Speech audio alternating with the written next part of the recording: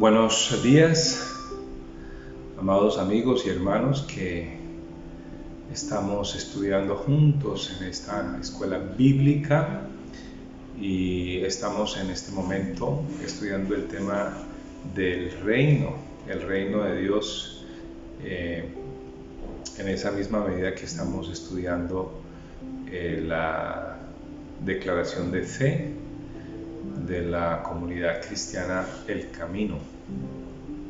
Y dentro de ese estudio del reino, hoy vamos a estudiar un tema muy especial, un tema que nos genera gozo, que nos genera mucha esperanza, porque algo que nosotros anhelamos en estos días es un reino de justicia, un reino de amor, un reino de equidad, un reino donde no se padezcan tantas cosas que hoy estamos padeciendo. Y decimos, ven Señor Jesús. Y ese reino que se va a manifestar en la plenitud del señorío de Dios, la plenitud en el ejercicio también en esta tierra que vamos a poder disfrutar y que anhelan tanto los ángeles santos como la humanidad santa de Dios. Lo vemos en Apocalipsis capítulo 11, en el versículo 15, del versículo 15 al versículo 19.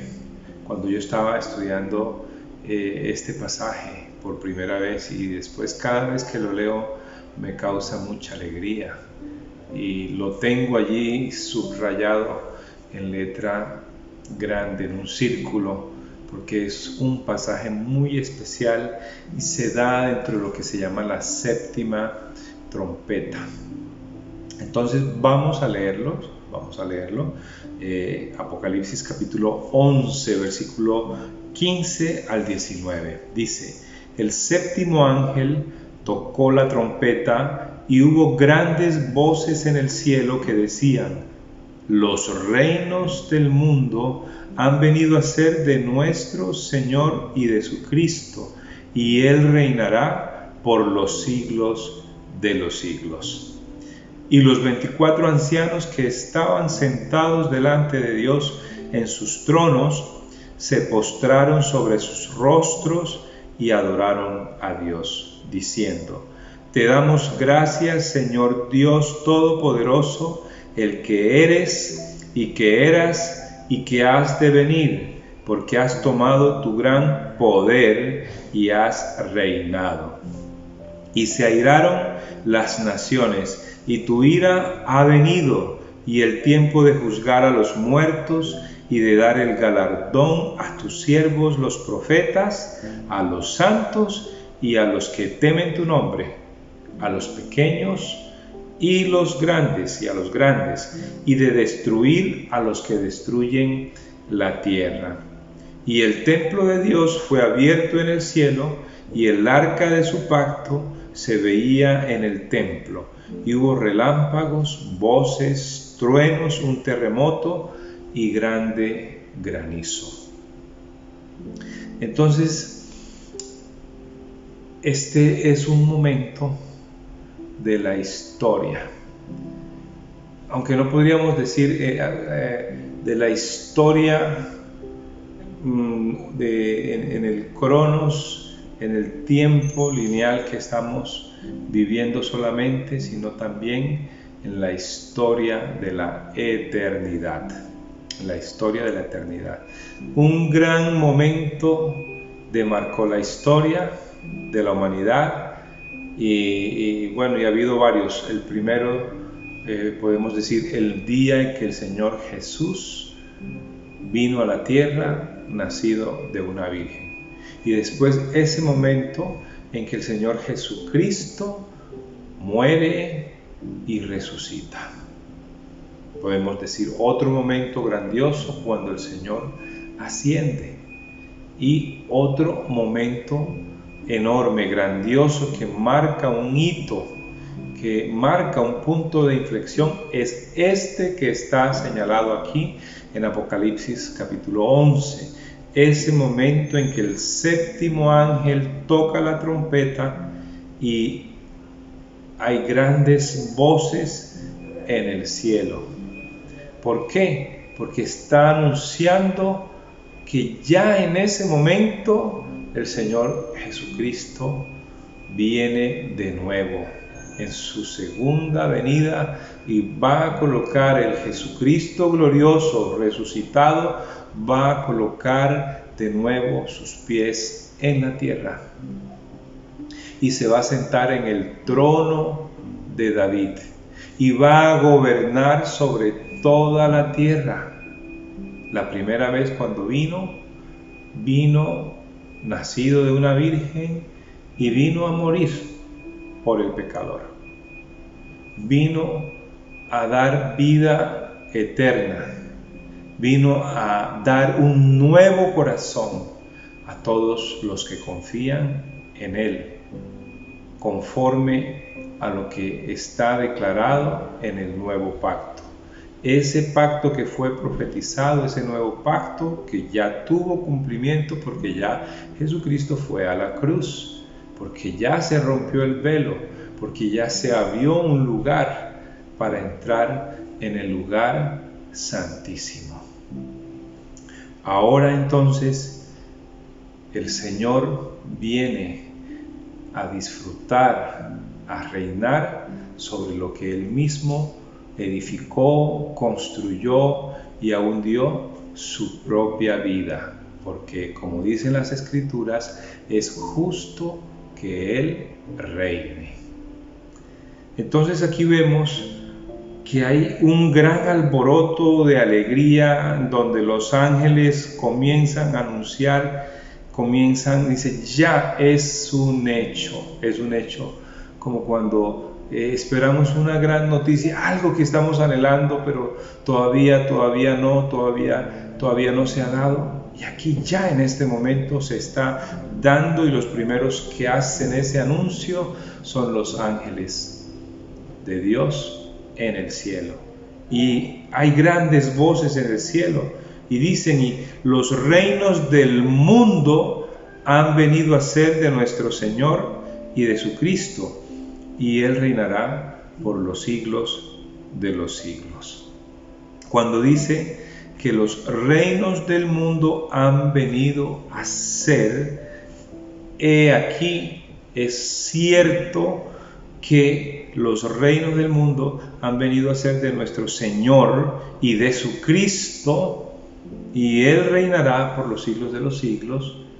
Está anunciando que ya los reinos que hasta ese momento estaban operando, actuando, imperando en la tierra, ya desaparecen. Los reinos humanos. Dios le concedió al hombre reinar, gobernar, tanto al hombre que antes de la caída, que le dijo señoread, enseñoread, gobernad, regid. Le está diciendo que gobierne, que se multiplique, que se extienda, y a través de ese gobierno de un hombre que todavía se encuentra en comunión con Dios, va a hacer las cosas de una manera perfecta. Pero aún después de la caída, Dios le permite al hombre gobernar, aún al hombre caído. Pero este hombre caído que comienza a gobernar ya está con un corazón corrompido. Y no solamente con un corazón corrompido él actuando, sino que comienza a actuar bajo la influencia del príncipe de este mundo, del mismo que lo tentó en el huerto. Y vamos a ver una serie de gobiernos que se dan históricamente.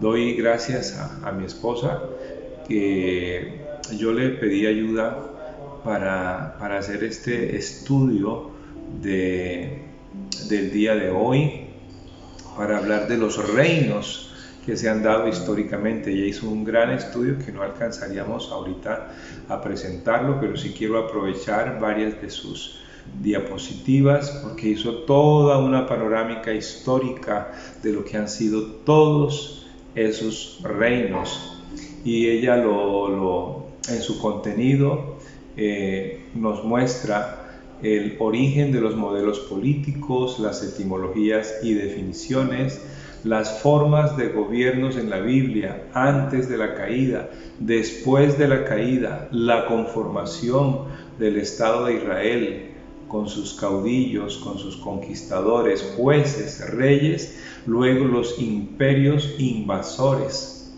el escenario profético que anuncia el milenio y los sistemas de gobiernos actuales, y no solamente con respecto al pueblo de Israel, sino a los modelos de gobierno que imperan en todo el mundo. No podríamos ahorita, no es el propósito, pero podríamos descubrir, podríamos aprender, podríamos deducir a lo largo de este estudio que a pesar de que el hombre se ha esmerado para gobernar, ya sea con el orgullo propio, aún también los modelos filosóficos, los modelos que han analizado muchos filósofos con las mejores intenciones, han sido modelos fallidos para traer la paz, para traer la justicia, para traer el bienestar social a la raza humana. Y aún hoy muchos creen que el hombre todavía puede redimir al hombre, y que el hombre puede gobernar, y que el hombre puede traer bienestar a los otros hombres. Pero la Biblia se anticipa a mostrarnos.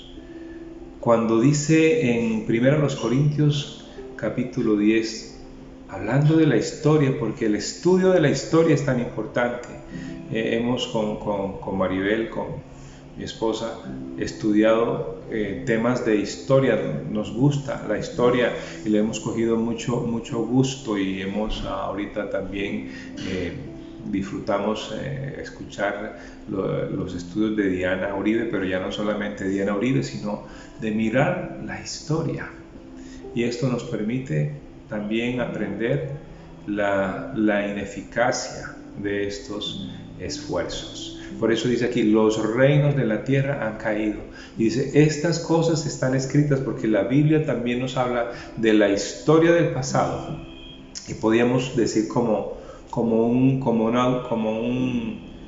conferencista cristiano mesiánico que tiene un libro que habla también de la historia del futuro. Y el futuro, aunque no ha ocurrido, ¿sí? Cuando es anunciado por los profetas, y especialmente por los profetas de Dios, podemos decir que son eventos que van a ocurrir y que van a ocurrir en el tiempo. Entonces podríamos mencionarlos también como historia. Y estas cosas están escritas, como dicen 1 Corintios, para que nosotros no caigamos en las mismas cosas.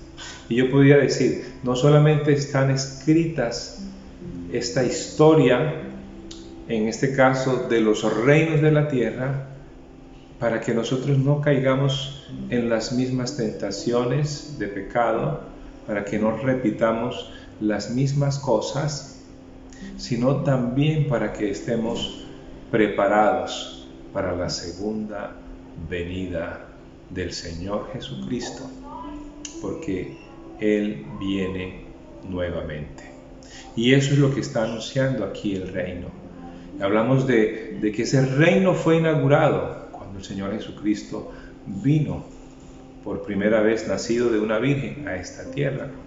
Se inauguró ese reino. Pero ahora estamos hablando de este reino que ya se va a ejercer en plenitud de justicia, en plenitud de equidad y donde no hay cabida para las injusticias y para los imperativos del hombre.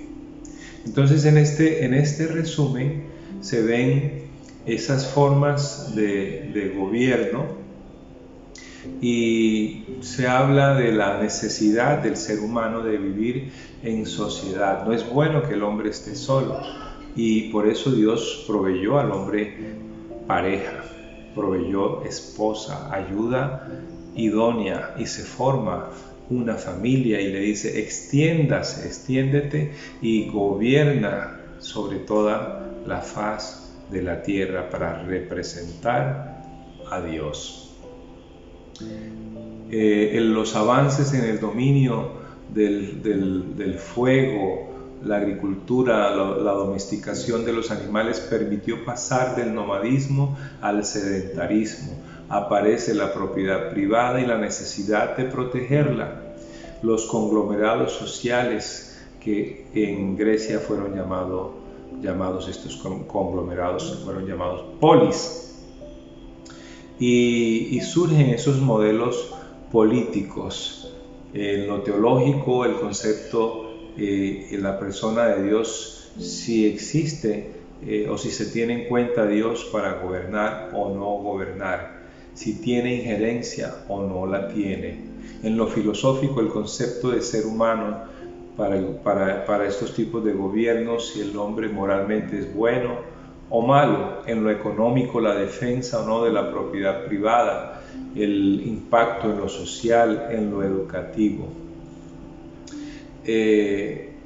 Y aparecen estas raíces o etimologías, las arquías y las cracias.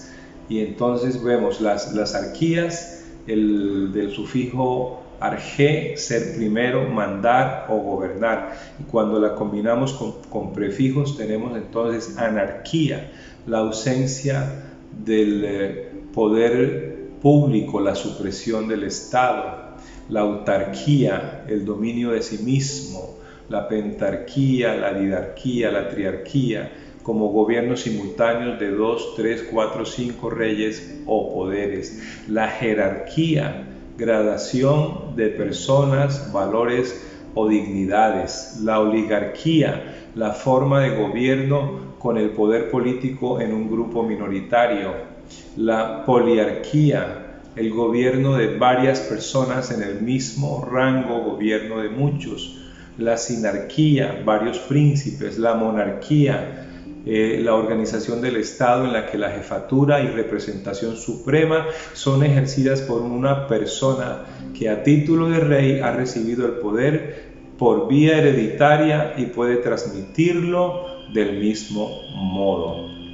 Y las cracias, etimológicamente, con estos sufijos también se forman otras palabras. Cracia significa gobierno, la cualidad de gobernar, cracia. Entonces aparece el concepto de democracia, sistema político en la cual la soberanía reside en el pueblo, que la ejerce directamente o por medio de representantes. La tecnocracia, el ejercicio del poder por los tecnócratas profesionales especializados que aplican medidas eficaces en busca del bienestar social. La autocracia, forma de gobierno en la cual la voluntad de una sola persona es la suprema ley.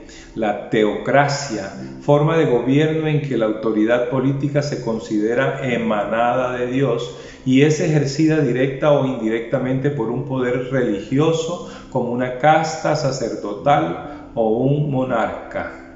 La cleptocracia, sistema de gobierno en el que prima el interés por el enriquecimiento propio a costa de los bienes públicos. Se parece mucho a lo que se vive en Colombia, la cleptocracia.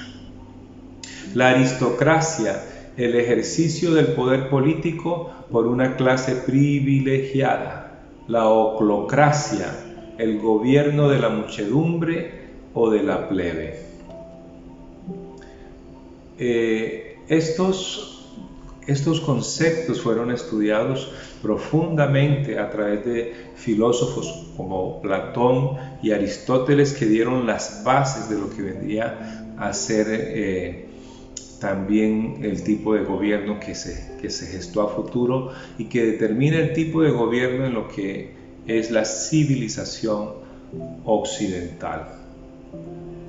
En la Biblia vemos las formas de gobierno. Antes de la caída vemos a Dios impartiendo la autoridad y dando todas las órdenes para que el ser humano viviera. Dios había creado todo en 7 días, hizo al hombre y la mujer, estableció su sistema de gobierno tanto para la naturaleza, creó, ordenó y bendijo. Estableció su sistema de gobierno para la humanidad y los bendijo Dios y les dijo: fructificad, multiplicaos, llenad la tierra y sojuzgadla y señoread en los peces del mar, las bestias que se mueven sobre la tierra. Y puso límites. Mandó Jehová Dios al hombre diciendo: de todo árbol del huerto podrás comer, mas del árbol de la ciencia del bien y del mal no comerás, porque el día que de él comieres, ciertamente morirás.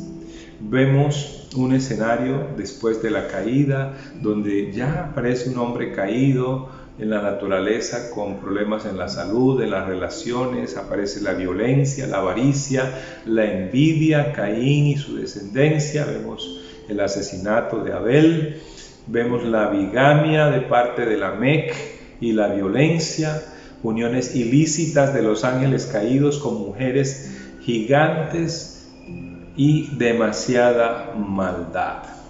Aparece el diluvio y bueno, podemos hacer todo un recorrido histórico.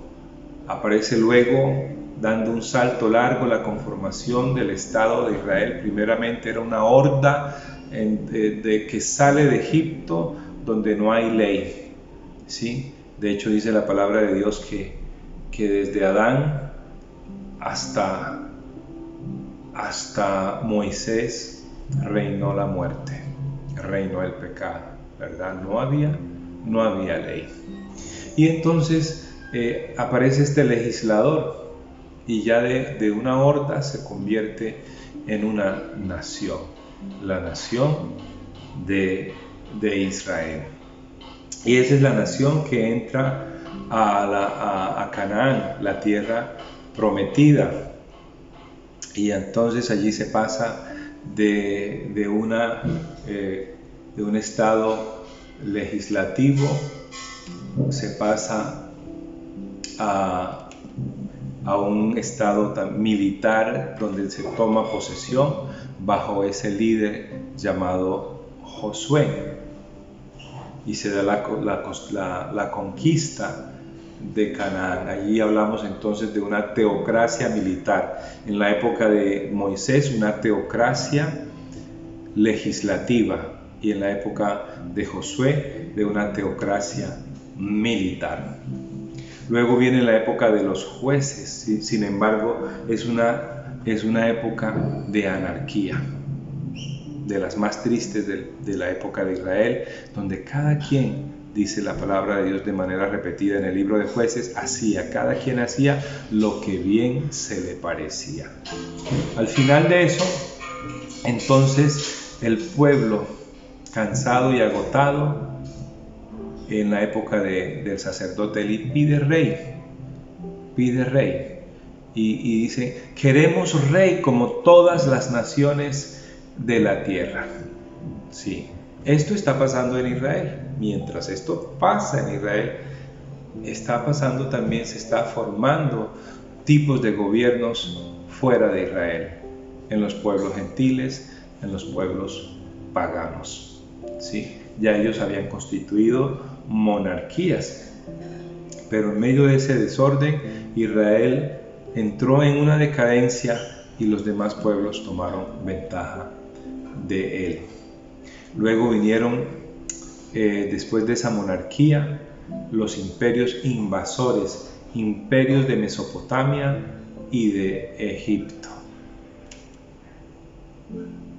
Luego vemos en la profecía de Daniel cómo se anuncia los grandes imperios: el imperio de Babilonia, el imperio medo-persa, el imperio griego de Alejandro, el macedonio o griego, y el imperio romano.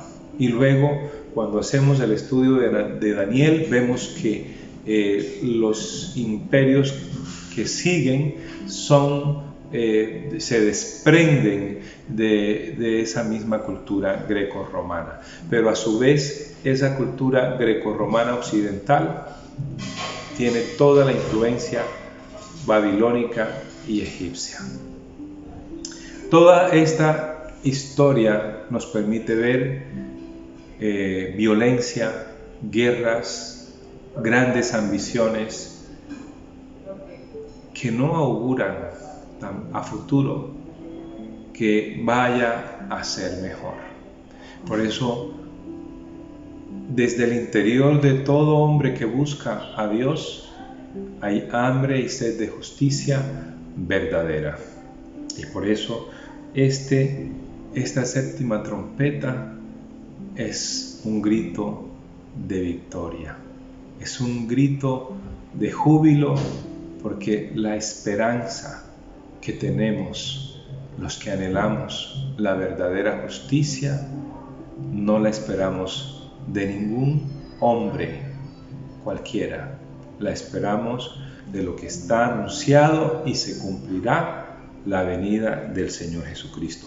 Todos los reinos de la tierra, tanto en los modelos fallados y fallidos vividos dentro de Israel y fuera de Israel,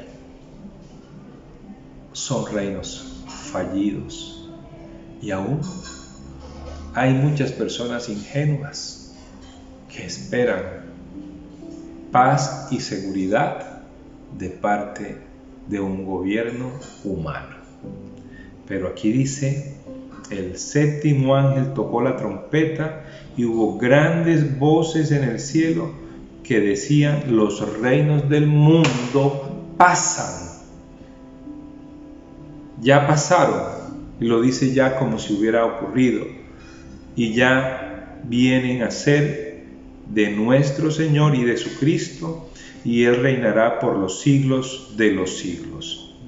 En ese momento hay una gran alabanza. Los 24 ancianos que estaban sentados delante de Dios en sus tronos se postraron sobre sus rostros y adoraron a Dios, diciendo: te damos gracias, Señor Dios Todopoderoso, el que eres y que eras y que has de venir, porque has tomado tu gran poder. Porque ya el Señor Jesús ha tomado su gran poder y comienza a reinar en plenitud. Y eso es lo que está escrito en Isaías capítulo 11 y que caracteriza al reinado milenial. El Señor reina. El Señor reina por los siglos de los siglos. Después del rapto de la iglesia, después de la larga tribulación de 7 años, después de la guerra de Armagedón y la resurrección de los santos, Jesús reinará en la tierra por 1000 años. Apocalipsis 20, del 4 al 6. El objetivo de ese reino milenial es establecer a Cristo como Rey en Jerusalén, sentado en el trono de David, Lucas 1, del 32 al 33, y cumplir las promesas que Dios hizo a Israel. Bendecirán a las otras naciones cumpliendo el pacto abrámico que se menciona en Génesis 12, del 1 al 3. Ellos tomarán el control de las fronteras geográficas prometidas, cumpliendo el pacto palestino de Deuteronomio 30, del 1 al 10, y experimentarán el perdón y una relación renovada con Dios, cumpliendo el pacto davídico de segunda de Samuel 7, del 10 al 13. El reino milenial nos dará una idea de lo que hubiera sido la vida si Adán y Eva no hubieran pecado. Jesús será el rey y juez, de Isaías 2, versículo 4, y de Isaías 11, 3 y 4. Los animales vivirán en paz entre sí y con los humanos, como dice Isaías 11, del 6 al 9. Y los creyentes adorarán a Dios en el nuevo templo. Isaías capítulo 2, versículos 2 y 3.